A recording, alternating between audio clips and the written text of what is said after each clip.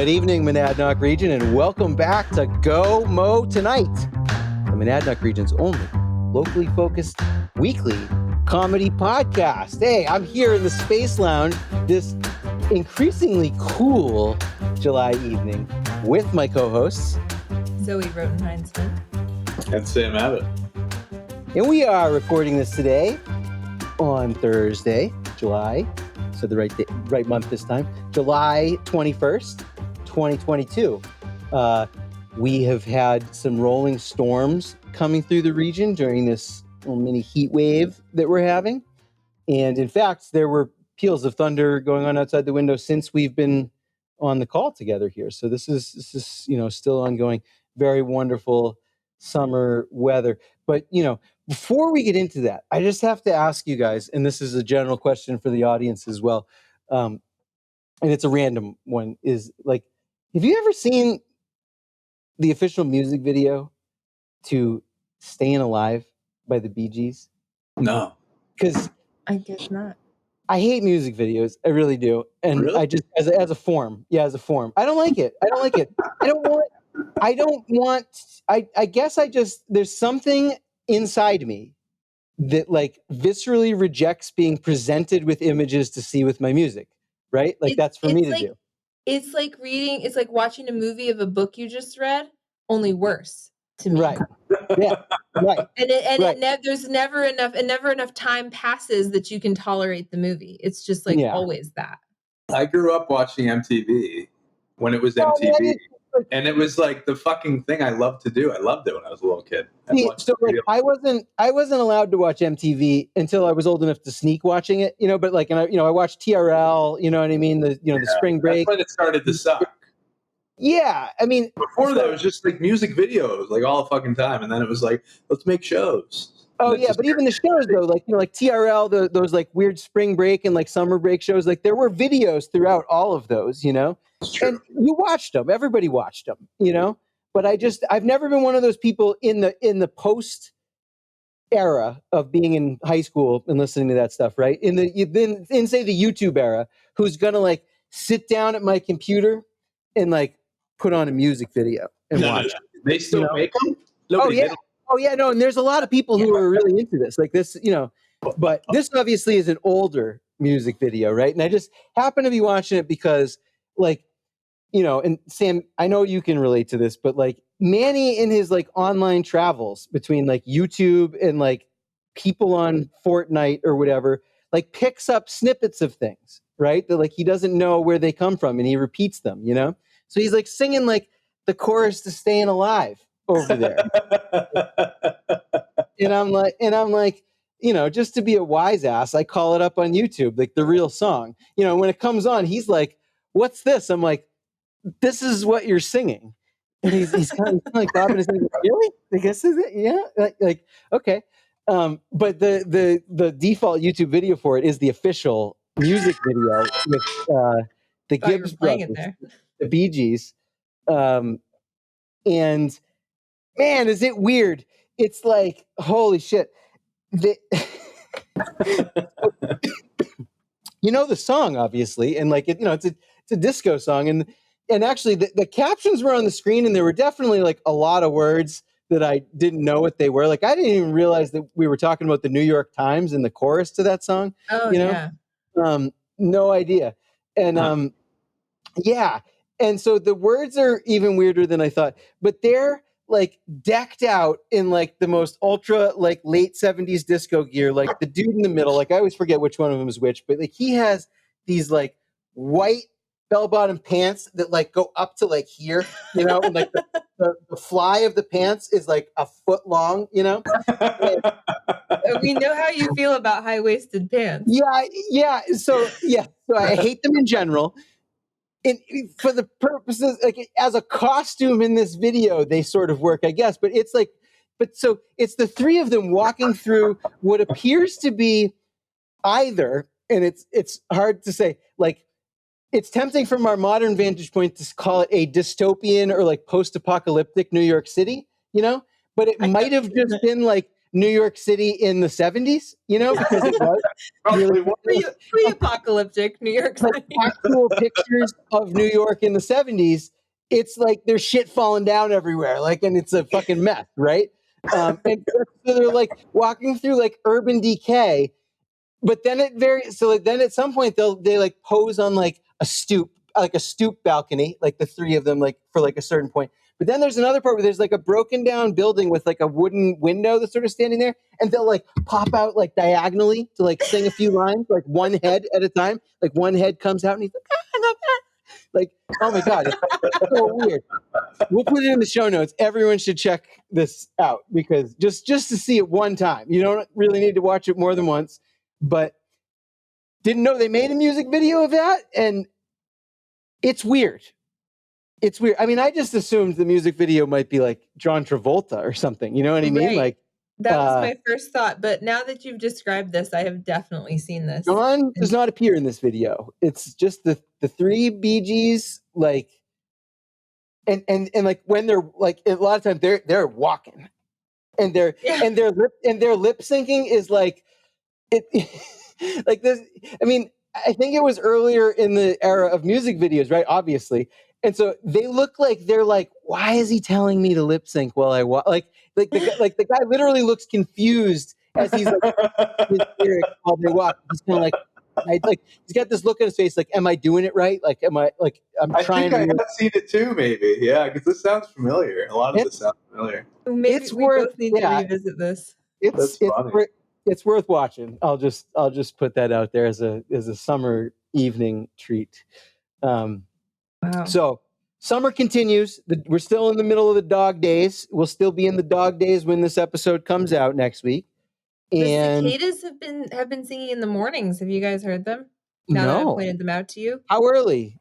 Like what? Do they sing all morning? 8 or 9, or I think it's like when it gets to be a certain temperature, they start. That's my theory.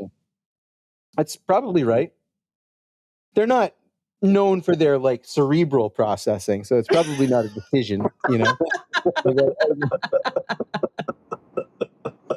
bet it's automated to the temperature, maybe. Automated to the temperature. Machines in the trees. Yes. So yeah, well, we're in the middle of it, and some things can be kind of predictable. Like we've had this summer of just like gorgeous weather so far. And, to me, it's fairly simple because we deserve a summer like this after last summer, I really think people forget, like it rained all month, like from like the last week of June and all of July until like maybe the last week or so it cleared up, but it just rained and it rained and it rained and it rained and it rained. Like, and it rained like everything in my yard, like things that don't normally grow mold, like grew mold. Like it was like a disaster. Like it was, you could see like if this keeps going, what is going to happen like to our way of life? Like it felt like there was like just growing shit creeping into everywhere. And it was horrific. I mean, it's like, as we've covered before, it's like the second best month out of the year. And it was just like scratched off, basically. Couldn't do any of the things that you want to do during that month. And now we've got no rain. And predictably, people are like, every day you hear from somebody, but we could really use the rain. Use the rain. And so it rained a little bit today. We've had some high heat. People around here need to cool it a little bit, though, pun intended, when it's like, I'm sorry. And I like this temperature. I do. I admit it. I like it. I like the 90s, the decade, and the temperature. I like as long as it's not like wet bulb extreme. I like a bit of humidity. So the weather the last couple of days to me has been great. I went and mowed the lawn today from like 11 to 2 at like the peak of the day because I like it. I like that, Sick, man. I know, and I don't expect everybody to feel that way, but like complaining like this is like, we're in danger and all this stuff. Like I commented on my Facebook page today. I love these hot July afternoons. And, the first comment I got back was, from someone saying like, I don't think they're that great, but I know this guy lives in Mobile, Alabama. And so I just immediately responded, my hot is not your hot, bro. Like, not the same. But, and I being a Southerner, I don't like to play that card. I don't like to like be like, oh, you guys don't even know what heat is. Yeah. Yet it's also true because this was a nice day. Like this was a nice day. It doesn't hurt to go outside. It like where I grew up, if you go outside in the summer and it's like you cannot breathe. The air is not breathable into your lungs. It is so hot and wet and heavy. And it's like that is not what this is. No. Like it's hot. It is a hot day. It's a hot day. But it's not it's really so chill out a little bit, guys. We can enjoy this. Yeah. And this isn't you can't like it was in the 90s in July when I was a child also. This is not unusual. Like some of the, there's definitely some things happening globally that are unusual, but like 90 degrees in southern New Hampshire in July, as long as it's not 90 degrees the entire month, which it isn't, is totally normal. And the other days have been in the 80s, right? But I just have to ask, and this will probably piss people off, and they'll send in comments. So please do. We welcome the hate mail comments. But sometimes I'm just sort of like, guys, do you imagine that you have a family farm, and that we have an agriculturally based economy around here, and that like I was just by coincidence, I was reading this John Steinbeck book it's an obscure one called To a God Unknown. But like many of his books, it takes place in a California ranching valley, right? And they have droughts and like this takes place 100 years ago or whatever. And they, when they have like a full year of drought, they go broke. The whole family collapses, like everything falls apart, right? So that's a circumstance where it's very reasonable to fear the drought, right? But we aren't in that circumstance, like not even just because of our economy, but because of where we live. Like we would need a dust bowl to settle over central New England for us to run out of water. Like we have shit tons of water here, like some of the most in the world. And like, I know it's not great. There are people who grow things, and I get that it's not great. I mean, I understand that. I'm not trying to be entirely unsympathetic, but people do talk about this like we're all going to sink or swim based on whether it rains or not. And that to me is just, that's not the world that I live in. You know what I mean? Yeah. And it's every conversation as well, but we need the rain. But when we get the rain, this is what drives me fucking crazy. And this is true in the winter, this is true every time, is because these water people, right, are like, if it rains too much, like it did last July, they're like, well, none of this counts. So we get a month of rain and they're like, it's like it never rained because the rain isn't slow enough or isn't gentle enough to like make it all the way down to the water table, supposedly. Like I said, everything in the world was waterlogged last year. So I don't believe you if you try to tell me that none of the water like made it down into the ground. Like that's like what forests do. That's part of what they do. And we have a lot of forest. Like maybe it ran off of like your driveway. You know what I mean? Right. That's what I mean. They're like it just runs off carrying soil with it into the rivers. Like in some extreme instances, maybe, but like it's not like everybody's yard got washed away into the river. Right. Like this is like treading into other dangerous territory, but it's like the bees thing. It's like everyone wants to insist that if the bees die, I'm going to starve. Like I'm not going to have any food. And it's just like, you can look it up and find out really, really quickly how untrue that is. And I feel like it's the same with this water shit, like To me, it reminds me of the invasive species people. Yeah, that's another good one that we take it for granted. They might all be the same people. It is. I think it largely is, but we take it for granted because of the phraseology, right? That we're under attack. Right? We're being invaded by plants. When really, like, plants like animals can live wherever they want. You know what I mean? Like, there's no, like, where do your boundaries come from? Right. You're like putting a time. You're like deciding that, like, after this time, this is the time that nature was pure, and anything that changes after that is wrong. Yeah. But, like, you don't care what happened before. Like, you're putting an arbitrary, like, time limit on what is natural, for one, and for two.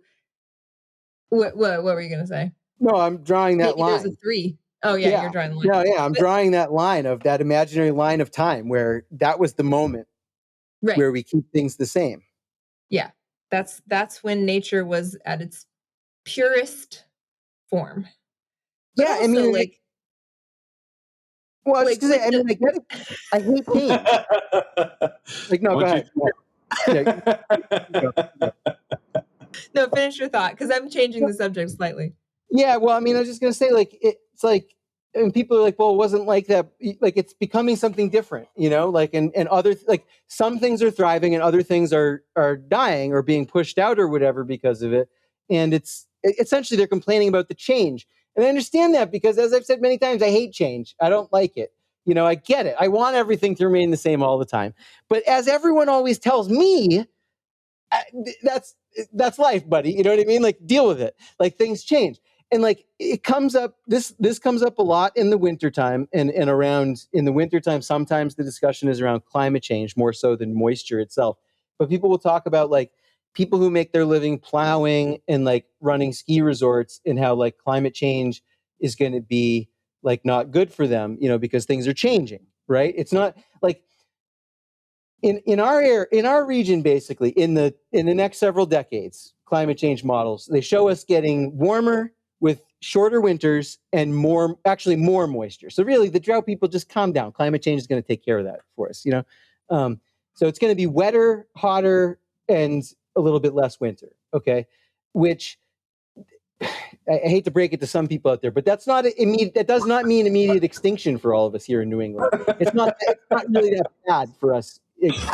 Like, just being realistic here, right? However, we might lose sugar maples. There's things that we cling to about. We're going to probably lose lobster to Canada. Yeah, because the water's too warm. The water in the Bay of Maine is getting warmer and warmer, and the lobster are moving north. Yeah, as the sugar maples will too. They will. These other people will get sugar maples. Yeah, like that's exactly. Other people are going to get the ski mountains. Other people are going to make a living plowing snow. But change, not to be cliched, is a constant. And I agree. I am not unsympathetic to people who run ski resorts and plow snow. But my good advice would be to take all of this into account with your future. I mean, that's something that Steinbeck wrote about a lot, was like families pursuing their destinies based on either being economically cut off from one thing or seeing a new future opportunity, but always having to do with change, So, yeah, I mean, if you have a ski resort in, like, southern Vermont or something, like, you probably won't in 30 years. Might be less than that. And you should plan accordingly. Like, it's not going to happen tomorrow, but we do have to let go of the idea that things are going to stay exactly the same. And the second point I was going to make about the invasive species is that, like, most of the worst case scenarios you can see with your own eyes are not true. Like, if you go find a stand of, like, Japanese knotweed or whatever, like, there's other plants growing there too. Like, ecosystems form around it. And I was thinking, like, the same with water. Like, all the water, it might be rushing off your driveway or the road or whatever, but, like, there's a lot of forest that catches a lot of water. So anyway. Yeah. It's And not all all of that this bad. is not to say that, like, climate change and lack of water are not bad and that they do not impact people in a bad way. But it is just to say to approach these things realistically. And if you have a summer with not a lot of rain, let's face it, most of us can just enjoy that. Like, I get it if you're like a real lawn guy, and your lawn's getting a little bit brown, but people around here are like anti-lawn, and or not everybody, but the same people who will complain about the drought are the people who are like, you should grow wildflowers in your yard, which are more resilient and don't die right away, honestly, in the drought, because I, despite the fact that I do love lawns, largely have a lawn of wildflowers. It's just the way it is. My dad calls it a mixed polyculture lawn. That's what it is. It's a mixed polyculture. And let me tell you, you don't cut the lawn, the flowers grow, even in this dry stuff, So they shouldn't worry about it. So I don't know what people are so worried about, And we should start thinking about climate change less in terms of this, like, either we fix it or we die type of paradigm, because we're not fixing it, probably, and we're not going to die. Like, we're just going to live it. Like, and it is possible that a couple hundred years from now we could be in serious trouble for life on Earth, but we will hang on that long. We are adaptable, and ecosystems adapt, and they will. Things will change. There will be upheaval. There will be mass migration.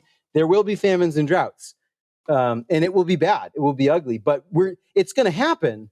So we should begin to approach this I think this came up when we looked at the that sheet for like downtown initiatives, and people were talking about more trees, and I'm like, yes, like those are the sorts of conversations that we should be having, because it's going to get hotter. Yeah. And if we want people to, like you were saying about forests, right? More trees will hold more water in, and it will keep the soil together. It's true. On that note about downtown initiatives, have you seen the survey, it's like a virtual walking tour survey? No. I'll get you the link for that. We'll put that in the show notes, but it's put out by the town, and it's like a walkthrough of downtown Peterborough with some like pictures of what it looks like now, several different stops on this like little loop you could make downtown through the new parking lot, the Brenner Bridge, like through some of the little streets downtown, like Depot and School Street. And it's got these pictures of what they look like now, and then pictures of some proposed changes. So some of them are, tree mock-ups. Some of them have some benches. Some of them have new signage, and they are asking for input about like what other things you might want to see added to those particular spots. Cool. And this is like related to that downtown survey we talked about. If you Cantor didn't make the whole like 3-day workshop, this is one way that people can give input on that. So we'll get that link. That's great. Yeah, that's really cool. I do like that. Yeah, this is the stuff that we should be getting into a little bit more of, is like, cool-headed, sober, clear looking at the future, what we want, what we need, and how do we get it. That is politics, my friends. And Sam maybe thinks you should drill a well instead of digging a well, right? I think I was the one who said that. Okay. Sorry, Sam. I don't know if Sam should take that position. Sam is well neutral. But I do. But yeah, I mean, and I'm not trying to be unsympathetic to people with dug wells either, but like that just might be one of the, like, and I mean, look, I had a major well problem in my well earlier this year. I understand, like, well issues and repairs and improvements are like one of the main homeowner nightmares. And so, if you have your dug well, I understand why you want to keep it, but you will be more secure in like your water supply if you get a different kind of well. I'm just saying, like, I know that that's not going to be possible for everyone, but for those for whom it is possible and it's a decision to be made, you should probably make that decision, because then whether or not it rains doesn't mean you can't take a shower. Like, I wouldn't want to be in that position personally. If that makes sense. But yeah, so anyways, I'm enjoying hot dad summer. It's sunny. You can see. I don't know how well this translates on this camera, but I am very tan. Oh yeah, and you can see it. It's all real, guys. No spray tan on me. And because I mean, no one would do a spray tan with sunglasses on either, you know.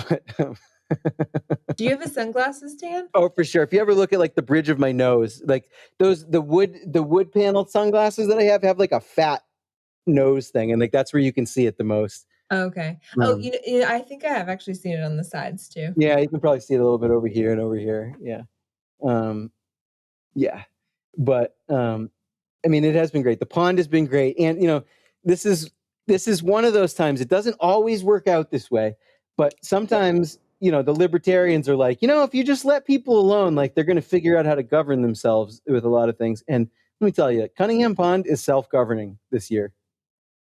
And it is rocking. Beautiful. I don't mean to open another can of worms. I'm not making any statements about any lifeguards, any bribery, any police assaults, or anyone.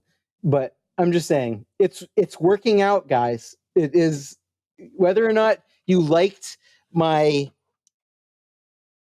way of conveying my feelings and views on this, the views were correct. So I've been thanked more than once. Nice, good. I'm glad there's, and like we said, there is a bit of a generational divide on this issue, so I'm not really surprised. Everyone that we know is thankful. I feel pretty comfortable saying that. So we even had, I wasn't there to witness it, but there was Charlie Chronopoulos in the lifeguard chair. It's true, and that's all right with me if he wants to take that chair. Absolutely. Take it.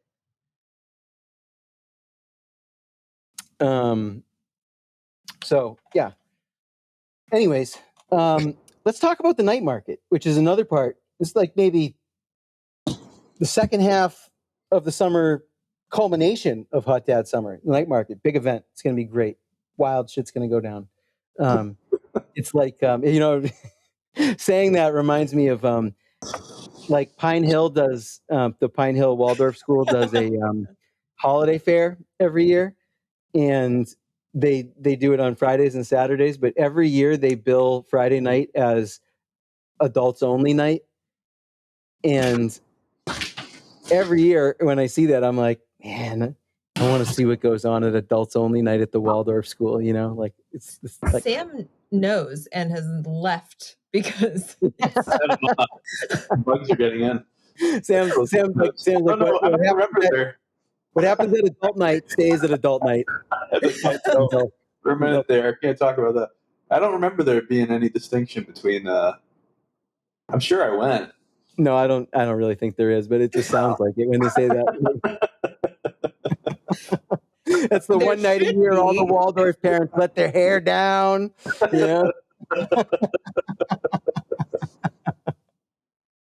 The Eurythmy room goes wild. The Eurythmy room is where the champagne is, you know. Yeah.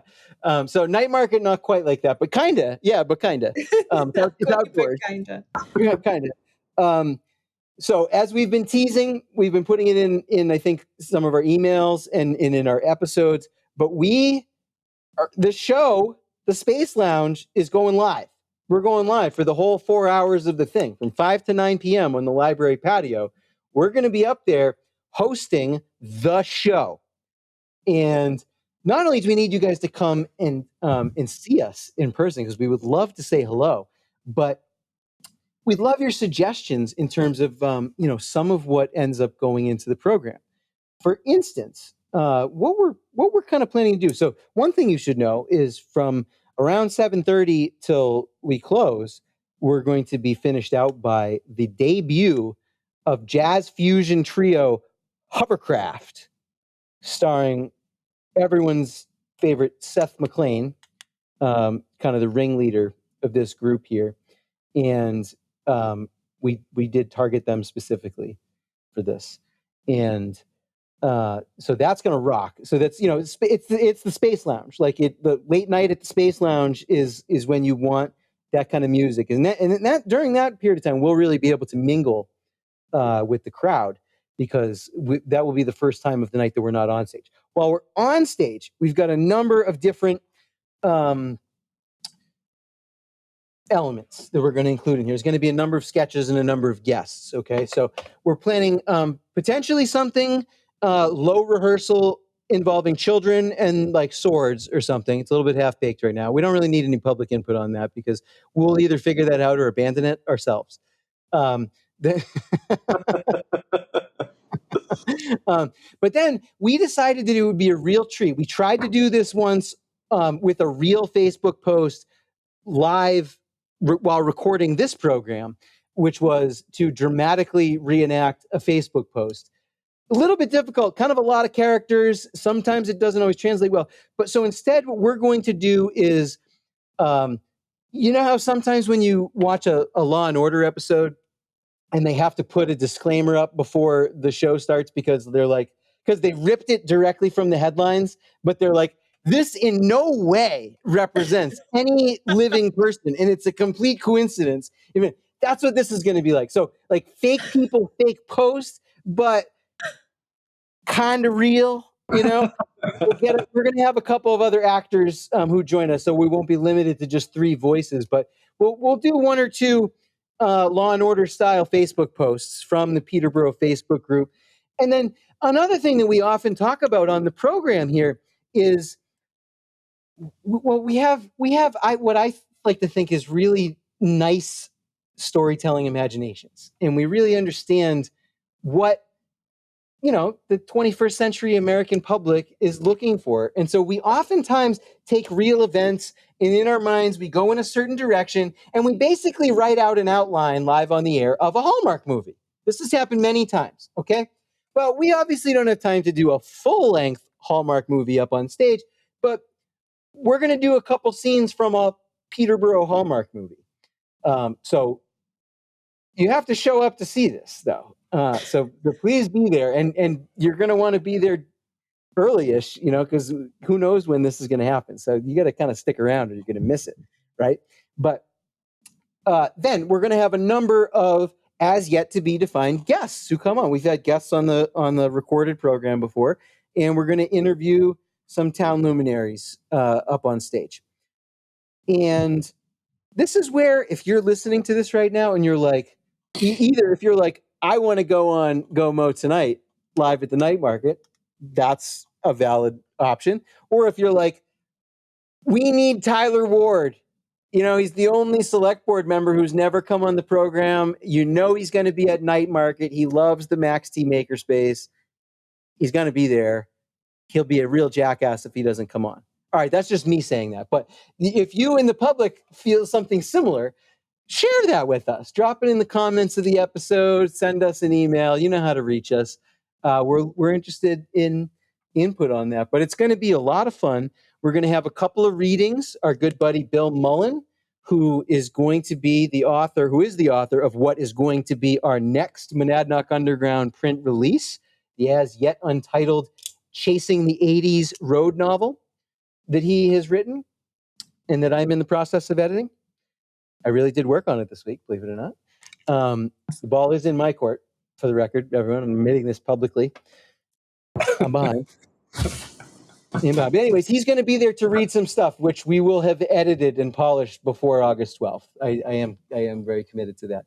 So he's going to be reading that. If I get my shit together, I may have something of my own to read at the thing, but no promises, because I have been behind and not a very good writer this year. I've been good at a lot of other things, but I've not been a very good, reliable writer. Plus, we have to write all the other stuff in the thing too. So there's a good chance I might not be reading anything, but I would like to, and I'll say that publicly. I want to, but we got a full program, and we're going to fill this time. Sarah. Oh, that's right. She agreed. I forgot that she said yes. Agreed?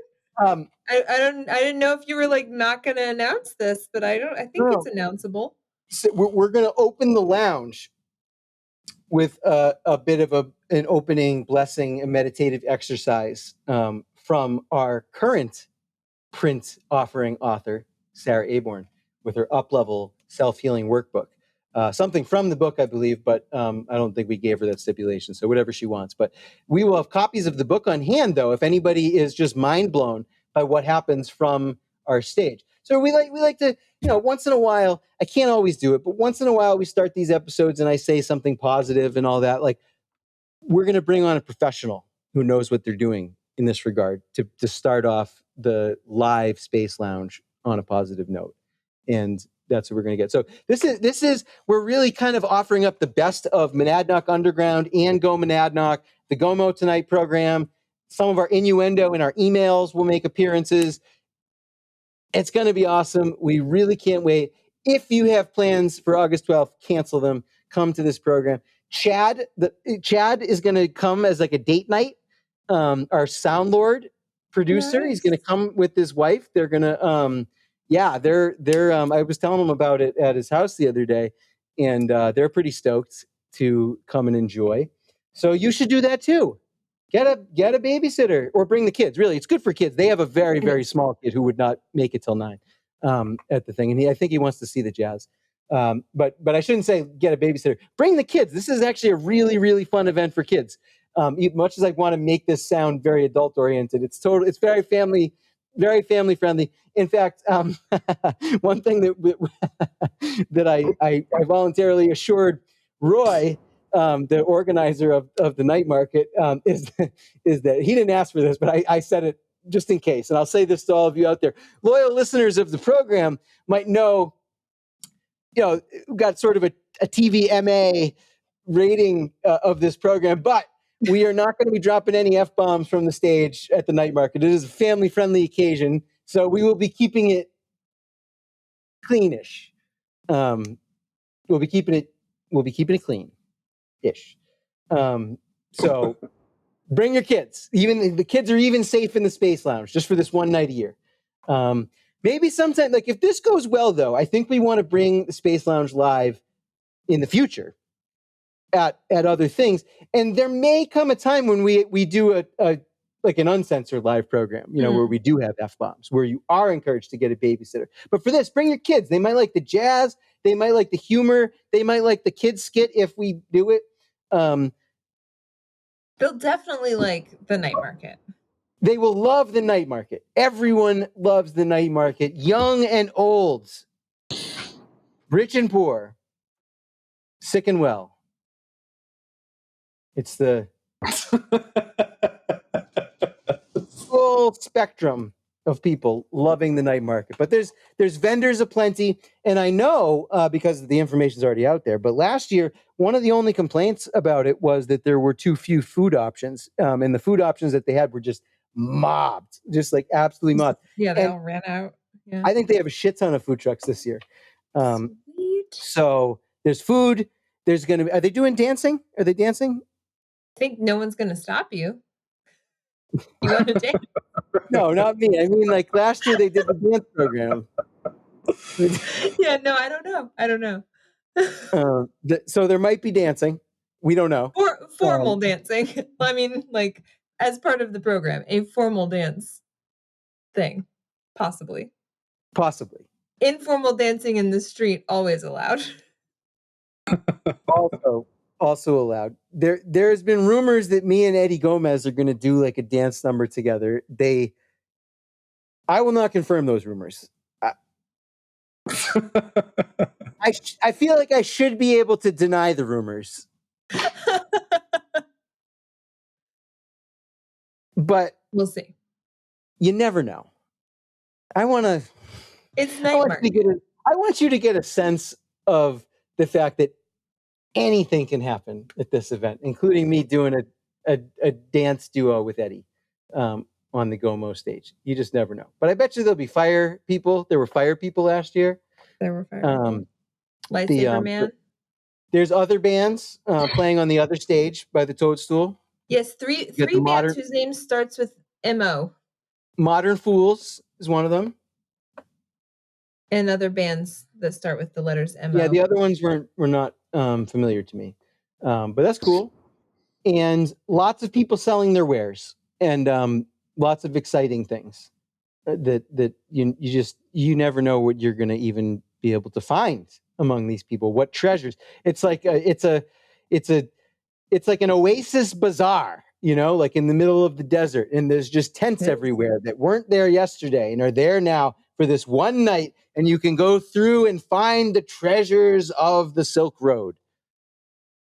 That is exactly what it's like. Not the online drug market, but the historical one. Yeah, that's very accurate. I do wish they would free that guy from jail. Yeah, that's not right. Yeah. He's just a broker. He just ran a website. Free the website, man. Yeah, Ross Uetricht, I think is his name. Oh. Speaking of freeing things, here's my segue for you, Sam. You have a polls update, don't you? A poll update? No, Chris has the polls update. The polls that we want to be freed. That was the link there. Freeing things. All right. So we do have an update about the TDS polls that have not yet been freed. But we have been, I wouldn't classify what we've been doing as quite in the realm of actually casting aspersions, but we have definitely made statements to the effect that TDS could move a little faster, whatever they're doing.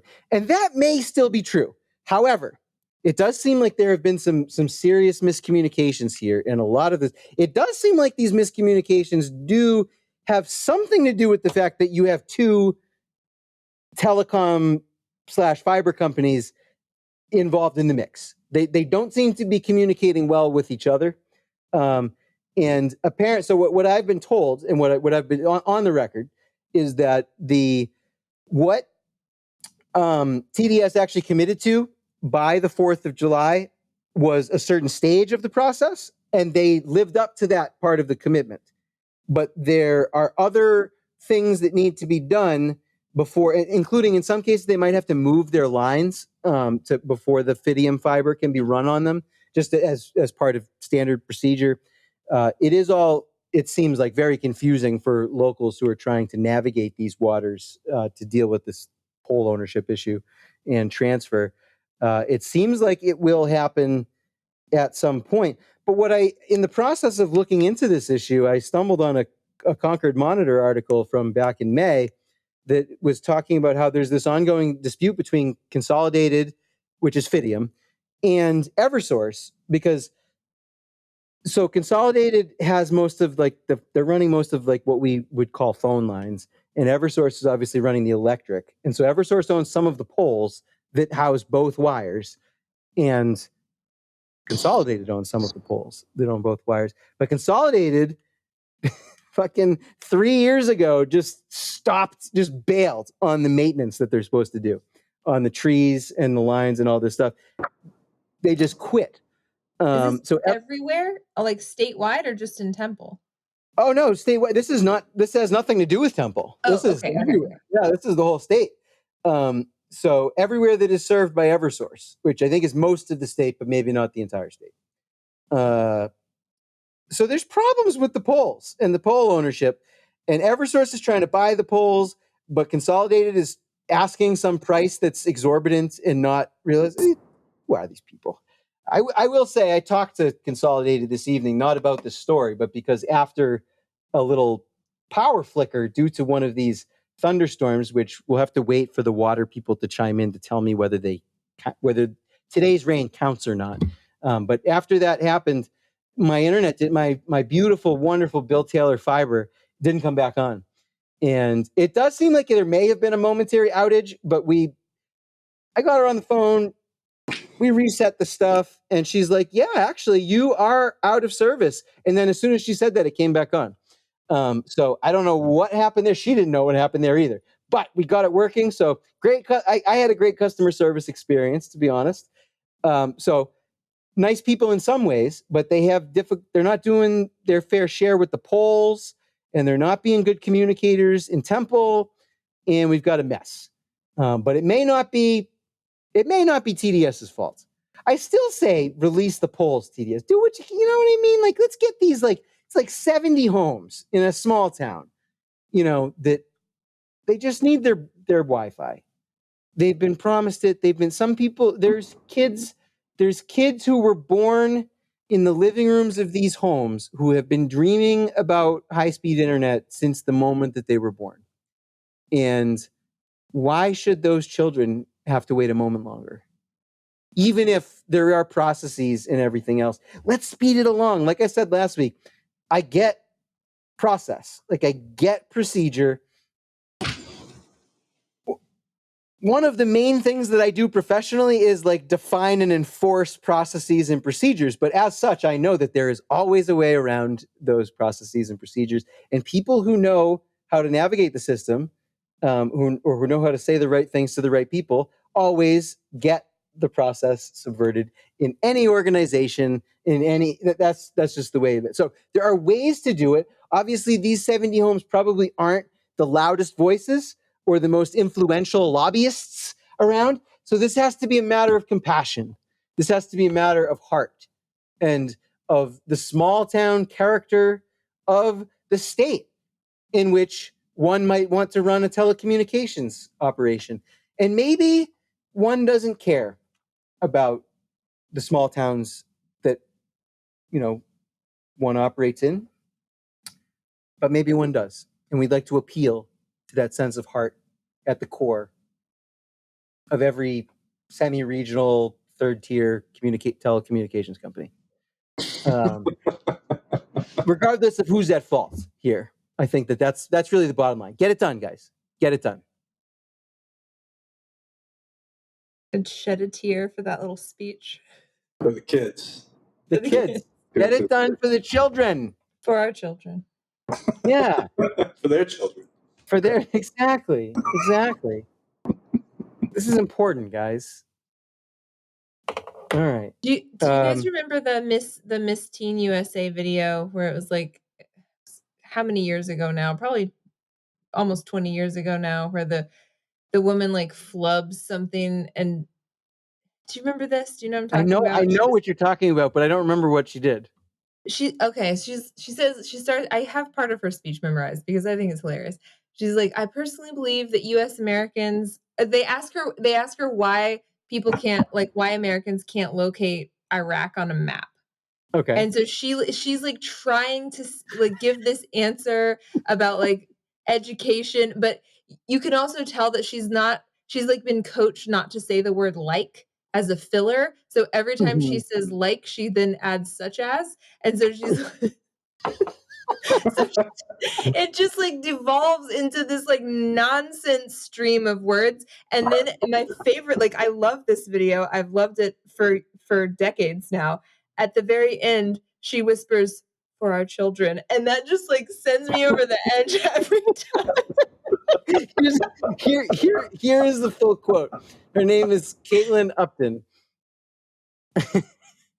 I personally believe that U.S. Americans are unable to do so because some people out there in our nation don't have maps.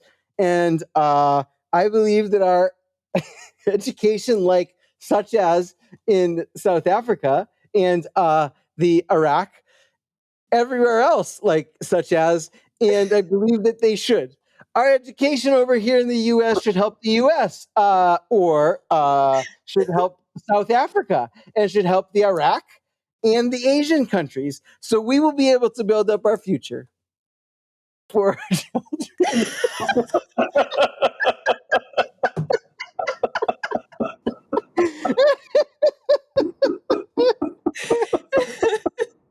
It's beautiful. Our listeners should like watch the Stand Alive video, and then they should watch the video of her doing that, and they'll just have a real good night. That's pretty funny. Put a link to that. Oh my God, that is a riot. Yeah, and the question was that recent polls have shown a fifth of Americans can't locate the U.S. on a world map. Oh. So she was bringing South Africa and Iraq and the Asian countries into this all on her own. The Iraq. The Iraq. Yes. Oh man, it just never gets old. No, that's a good one. That's a good throwback. I do remember when that happened. And Good she was old from days. South Carolina too, so Yeah, I saw that. we extra enjoyed that in South Carolina.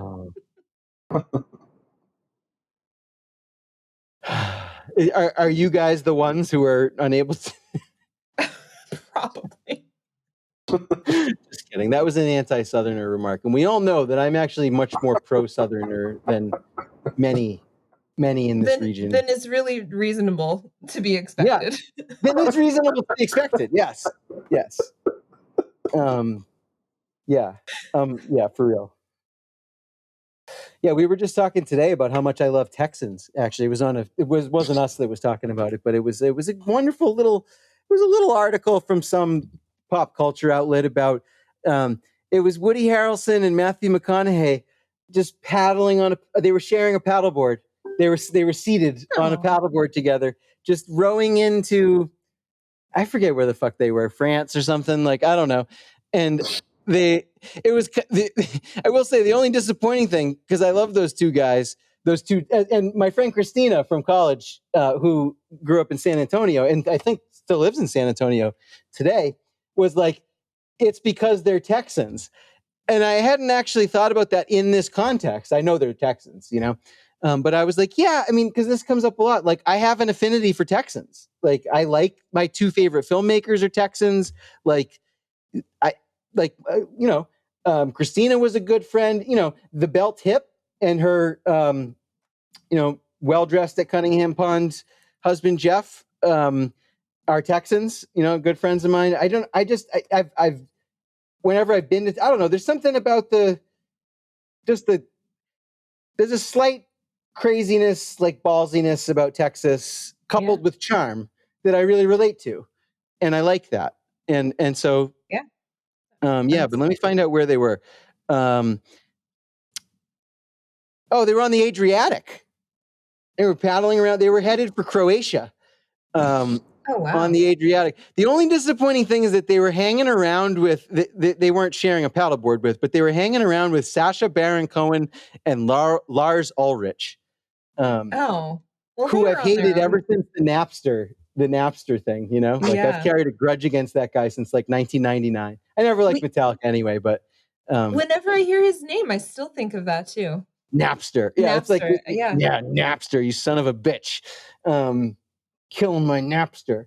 But so they were like using the paddleboard as like a means of transportation, just like they were like basically like they were like kayaking on they each had a paddle and they're sitting cross-legged, looking very peaceful and cool, and they're just paddling across the sea. Yeah, it is. I heard Croatia is really beautiful too. Oh, absolutely. Yeah, I mean, I say that like I've been there, but yeah. No, but yes, from the pictures I've seen, it is indeed.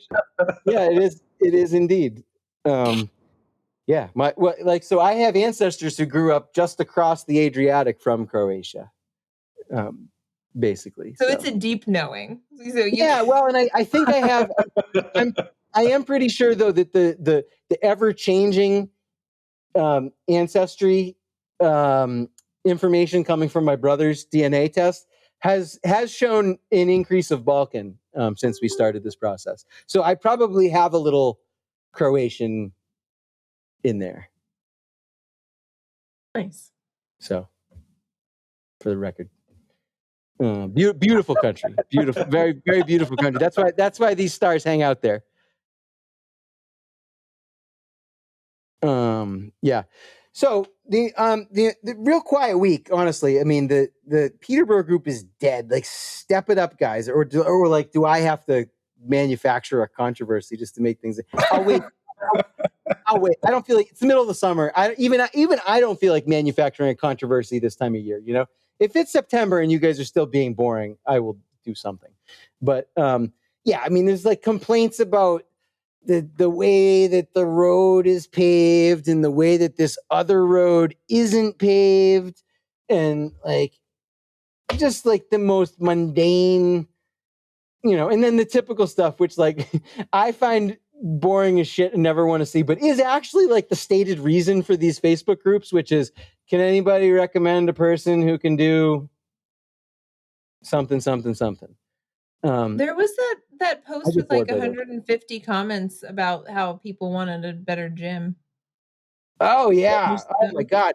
Yes, there, and that was quite an argument, but I think one of the reasons I didn't get excited by it was because I hated all sides so much. Like everyone, I'm sorry, no offense, guys, but if you participated in that gym conversation, I didn't like what you said. And there was 150 something comments, and I just didn't like any of it.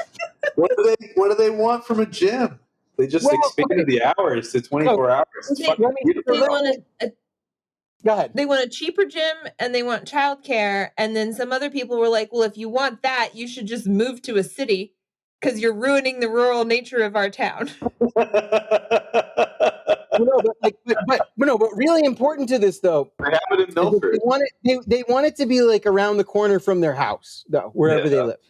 So, and like a third of them wanted to have a pool as well, which is like not even on the table. You know what I mean? Like, it is like the whole conversation started because people perceive that performance, health, and fitness is too expensive, and it's the only gym. What? It was like $30 a month or some shit, right? I mean, it used to be more. I think it's actually more, actually. Yeah, I was gonna say I think it's like 60. It's at 60. Wow. I was like 50. I saw people were quoting figures on there, you know, and I'm sure they probably have an introductory rate. You know, there's probably some deals or whatever, but it was up there. You know, it was like $50 or $60. You know? Yeah. The only show in town, though, man. They're monopolizing that shit. Where else are you gonna go? You go to Milford. But that's what people. But that's what people are complaining about, is that they're like, but we need a cheap gym, and why isn't there a YMCA? The YMCA in Keene is 30 minutes away. You know, Milford is 30 minutes away. That's just a lot to ask of me after I work all day to go and drive to the gym. I mean, you know, there is a point. Yeah, that's what I'm saying, man. That's like I work out at home. Like there's shit you can do, man. Like even without really buying very much, there's lots of stuff you can do. And I know, like, because somebody's going to come back with like, but then I have to take out more time, I don't know, to put on a video. Like it isn't really more time. Like just, you know, honest to God, like, it was. And yes. And while I find the comments of the people being like, go move to a city annoying because like, you know, it to me, it just sort of shows this like you have to be like remarkably unworldly to draw this like city country divide, you know, where there's like a lot of mediums, you know what I mean? And there's a lot like, you know, like Milford isn't a city, you know? And I mean, to be frank, no offense, George Hansel, but Keene isn't a city either, you know? Like, sorry guys, but you know what I'm saying? And they still have stores and stuff, you know, so we should find better language for doing this rather than telling people to move to a city. They want more commercial development is what people want, you know, which is contrary to what a lot of people want in some of our towns, but it's not a city request. You know what I mean? Like you're not, you know, like if I asked for public transit that's a train. Yeah, sure. Public transit that can take me to an underground electronica club that goes after hours if I have a password or something. That's a city question. You know, that's not going to happen, right? But like, just like basic shit, like when people talk about like Target or something, it's like they don't even have those in cities, guys. You know what I mean? Like, like it's I don't know. The misconceptions here blow my mind. So while I hate that remark, there is a part of me that's like, you should expect to drive 30 minutes for most amenities if you live in Peterborough. Like that's the way, like we are never going to have a self-contained economy where we have all of the things locally. Like people always seem to, it's the same discussion as it is with affordable housing, because everyone thinks that every town is going to have the full range from like pauper to king in terms of economic class, and every type of little store in miniature that exists. You know what I mean? Like the full, you know, we're going to like every type of which again, yes, that was what a village used to be like. hundreds of years ago. You know what I mean? Like centuries ago, people lived like that. Okay. And maybe you could argue that in the 19th century, there was much more of that. Okay. That's why you've got places like Winchester with like grand, like Georgian revival mansions. You know what I mean? Which makes no sense whatsoever, right? That is true. There was a time when every town had its rich and its poor. Okay. But there's never been a time when every town has had its Planet Fitness, for Christ's sakes. You know what I mean? Like that's just, you're making shit up and you're just wishing random shit. Like I hated that conversation. I was just like, Argh. I was like, I don't like the performance health people because they're all like, what? It's great to pay $60 and you can get it in the middle of the night. It's awesome. You know? And you're like, awesome might be a stretch. You know, I've never been in there, but I bet you it wouldn't blow my mind. No. I bet you. Yeah, it's not great. But they have it cornered. I mean, nobody can really say shit. The wellness center at the hospital used to be a thing. Yeah, well, that came up naturally. Somebody's like, if only there was the Bond Wellness Center. You know, like people are going to be saying that until like the 2040s. Like, do you remember, until the last person remembers? You know what I mean? Like, do you remember we used to hang out at the pool? Yeah, and everyone else is just like, I want a gym that's free and on my street and isn't going to make me tired after work. You know?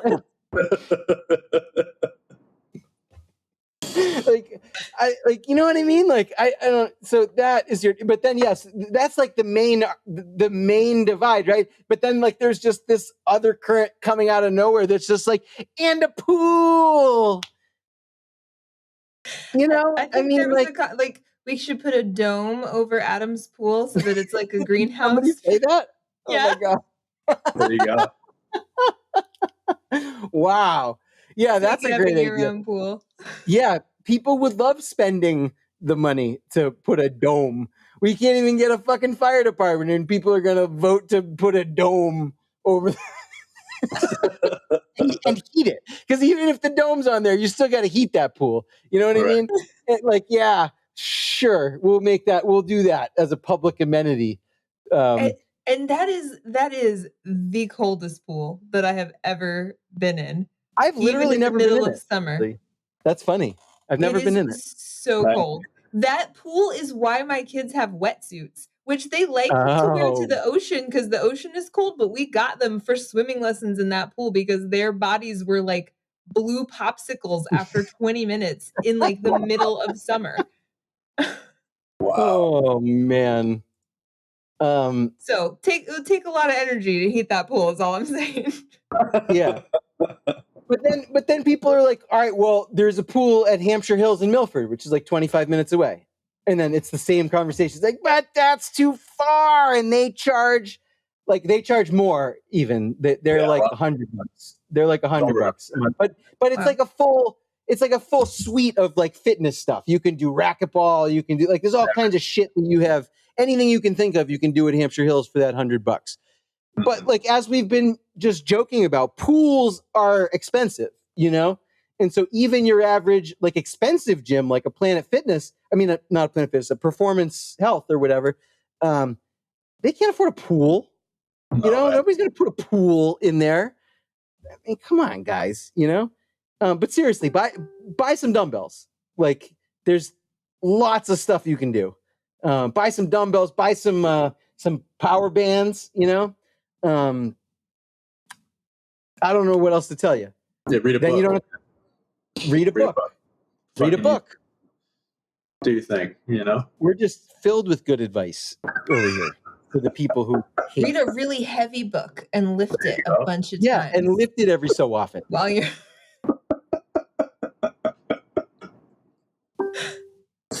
It's not a new idea, though. It's been a thing for a long time. And everybody that didn't want to go to Performance went the fuck over to Milford and sucked it up because that's what you had to do, you know? Yep. You know what's funny, though, is that there's actually, people probably know less about this one, and I don't know that this would really help anybody, but if they really hate, like I do, hate going to like Keene or something, right? There is a Planet Fitness in Townsend, which is about the same amount of time to drive to from here that the Keene one is. And you could always go down there. I know Massachusetts is a foreign land to some folks, but Townsend was where I grew up and where we had to drive 30 minutes to go to everything. There was a gym. My dad always drove 30 minutes to go to the gym. But there was a gym in Townsend for a while, but it was run by these fucking crooked cops. And yes, I am. I hope someone tells them that I said this, because they are crooked ass cops. One of them was just arrested for harassing some women. He's a retired cop now. He arrested me too once, by the way. And fuck that motherfucker. Tad Rachette is his. If you've ever seen him, give him a little middle finger. But he was like hitting on like young girls and telling them that he was a cop still, and that he could like make things happen or something like that, even after he retired. And at a Dunkin' Donuts where he wouldn't leave and was like known as a problem. So that gym was a clusterfuck. You know what I mean? Like moral people didn't go to that gym. And I am very comfortable saying that publicly to anyone who will listen. And yeah, he's a disgraced cop now, and I think most of the other ones are gone too. And yeah, I'm just not really concerned with retaliation from those yahoos. But one of them going to the gym once ran me and my buddy off the road when we were in high school, and then like yelled at us about it and like threatened to get us arrested. We were like, technically we were in the wrong, but like the guy was taking a left-hand turn, you know, and like he was going into the gym and he moved over, and my buddy who was driving in his like, 1982 Buick, right, he crept along the right side of him, and the guy in his big truck like pulled his wheel to the right and like sent us flying over the curb and like popped his tire. And like we were like yelling at him across the street. We're like, "Hey, fucko, you're gonna run us off the road." He's like, "I'm a cop and you passed on the right. Do you want me to get the stadies down here?" And I mean, that was the end of that conversation. I will say this though, it would not have been the end of the conversation now. Like honestly, like no offense. I mean, people, this is another one of those like saying things as they are and not how we wish they would be. But I am now a middle-aged, middle-class white man, which means they have to listen to me. Like that, like that's like, and if they don't, there's people that I can call who will listen to me. Like I don't, I'm not saying that to be a dick. Like that's what my life is like, and that's what Sam can do if he wants to as well. Like that's the way the world works. But at the time we were kids and we were nobodies. We probably had weed in the car. Like there was no, there was they had the upper hand back then. But it was actually my cousin's wife who worked for a news organization who gave me the heads up to this. She's like, yeah, she was over at my parents' house for this gathering. And it was this really hilarious moment because everybody's gathered around the picnic table. And she's like, there was this Townsend cop, because she sees everything that comes over the wire, right? The news wire. And she's like, yeah, tell me the story. Like, yeah, this former Townsend cop who was arrested for impersonating a police officer, like in order to sexually harass some young girls. And then she's like, yeah, his name was like Tad something. And I was like, he arrested me. That son of a bitch. He's getting me disturbed. I knew this was going to happen.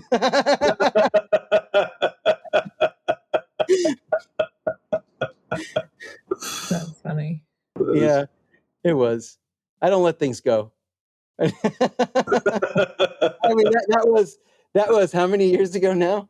I was, that was 22 years ago, and I have held the grudge ever since. that guy, I'm not going to tell the whole story because we're out of time, but that guy had a choice, and he chose, it's like carceral state bullshit, right? He chose to arrest the minor for the very, very minor offense, which the clerk magistrate that I went to see dismissed. So it didn't stick. He had a choice, and he really just wasted the court's time and my time and a whole bunch of stuff, something he didn't have to do. He wanted to make an example. He actually thought that if he did that I wouldn't smoke weed again. Well, I've got some, boy, I'm filled with the good news for you, Tad Rochette, because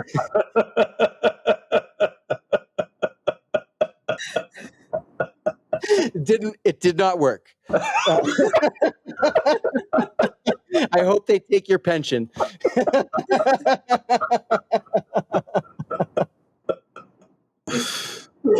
And on that note, I think we've filled the time. Special thanks to our sound lord and producer, Chad Patterson of the illustrious Studio117.net, at which he can take care of any audio recording, mixing, setup, production, whatever you can think of needs through his enterprise and expertise. Which, as I mentioned a few episodes ago, but you may need a reminder, he went down to Nashville, I believe it was, to take a special intensive weekend course to get even better at this. And so this guy's a pro. And he's got his band, Down by 10, which is basically the band of Hot Dad Summer. I mean, like I said, I had dinner with him the other day. He's like pumping the brakes. Like, he's got to slow it down because they've booked so much and they've done so many gigs and they've been having so much fun doing it. So he's like booked for you would have a hard time getting him this summer still. So if you want like September, October, November, December, you should get on it because they are immensely popular, which is fantastic. So congrats to Chad and Down by 10. If you want to meet Chad or catch a glimpse of him and kind of judge him on his appearance as to whether you think he would be a good sound guy, he's going to be at the GoMo Tonight Space Lounge at the night market, and we'll bring him up on stage and we'll let you judge for yourself. You won't be disappointed either. No, you won't be disappointed. Absolutely no. This is why I'm comfortable submitting him to this scrutiny, because I know he can pass the test. That's my good buddy Chad. He will withstand intense scrutiny, whatever you throw at him. So in any area. So I stand behind him to that extent. So I believe we'll be back next week, which will be the week before the night market, hopefully. And some more details. Please get back to us with any, with any ideas that you come up with, anybody you think we should target for a guest, any Peterborough Facebook group cliche that you think belongs in our skits that we must not forget. Please, we want to hear all of that. We love that stuff. Hit us up, whether you do or not. Until that time comes, this is another second episode in a row, just absolutely filled with good advice. And I do, once again, for the second week in a row, implore you. It's a dangerous, cold, and sometimes, well, it's not cold, it's dangerous, warm, passing shower, but mostly dry world out there. Don't just half-ass it. Don't just wing it. Don't go with your gut. Please, till we meet again, take good advice. We'll see you back in the Space Lounge next time.